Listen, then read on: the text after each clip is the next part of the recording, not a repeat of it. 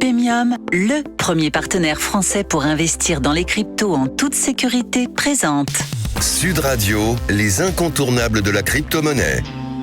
Thomas Binet, Philippe David. Bonjour à tous et bienvenue dans ce nouveau numéro d'Oser Investir, les incontournables de la crypto-monnaie. Je suis accompagné de Thomas Binet et d'Alexandre Stashchenko, directeur de la stratégie chez Paymium. Aujourd'hui, nous allons nous pencher sur un sujet crucial qui lie Bitcoin à la protection des lanceurs d'alerte. En effet, Philippe, aujourd'hui, on va parler de l'histoire de Bitcoin et de son rôle dans la protection des lanceurs d'alerte. Alexandre, pourquoi parler spécifiquement de ces fameux lanceurs d'alerte ? Les lanceurs d'alerte, on en entend parler depuis une quinzaine d'années maintenant. Ce sont des personnes de la société civile, parfois des fonctionnaires, parfois des salariés dans des grandes entreprises, qui mettent leur vie à risque pour rendre publics des faits ou des agissements importants contraires à la loi ou à la déontologie. Leur but, c'est de mobiliser la société et de faire changer les choses. Le fait que l'on entende de plus en plus parler de ces lanceurs d'alerte depuis une quinzaine d'années, même s'ils sont antérieurs, ce n'est pas qu'une coïncidence avec l'histoire de Bitcoin qui, elle aussi, commence il y a 15 ans. Alors Alexandre, expliquez-nous en quoi la relation entre Bitcoin et les lanceurs d'alerte est plus qu'une coïncidence.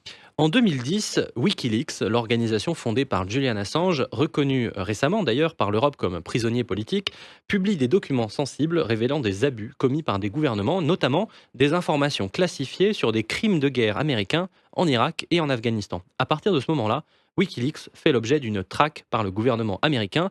Il est exclu du système financier traditionnel. Les grandes sociétés de cartes de crédit comme Visa ou Mastercard, mais aussi PayPal et d'autres, bloquent les comptes de l'organisation et suspendent les dons de leurs partisans. Donc Wikileaks s'est retrouvé coupé de toute forme de financement. Exactement, en quelques jours, Wikileaks s'est retrouvé dans une impasse financière, sans possibilité de payer qui que ce soit. L'asphyxie était proche et l'impossibilité de faire sans intermédiaire financier aurait eu raison de cette organisation qui venait pourtant de révéler le caractère illégal et gravissime des agissements d'un État démocratique. En décembre 2010, quelques jours après que Julian Assange en ait parlé, un internaute suggère à Wikileaks de s'intéresser à un petit projet de monnaie numérique décentralisée, incensurable, qui permet de contourner le système bancaire traditionnel. Bitcoin. Assange commence à accepter des dons en Bitcoin et grâce à cela, Wikileaks a pu continuer de fonctionner. Donc Bitcoin est devenu une solution pour des organisations comme Wikileaks qui se retrouvent exclues du système financier traditionnel pour des raisons politiques. Tout à fait, Thomas. Bitcoin n'est pas seulement une monnaie, c'est un outil qui protège la liberté d'expression et les droits fondamentaux en permettant de transférer de la valeur sans passer par des intermédiaires financiers qui pourraient bloquer des transactions. Pour Julian Assange, Bitcoin a été un levier essentiel pour continuer son travail de révélation alors que tout le système financier essayait de l'étouffer. Il n'est pas le seul quand même à avoir été confronté à ce genre de répression financière. Est-ce que Bitcoin a été utilisé dans d'autres cas de lanceurs d'alerte ? Absolument, énormément. Un autre exemple bien connu, et c'est celui de Edward Snowden. En 2013, Snowden avait révélé les programmes de surveillance de masse de la NSA, l'agence de renseignement américaine.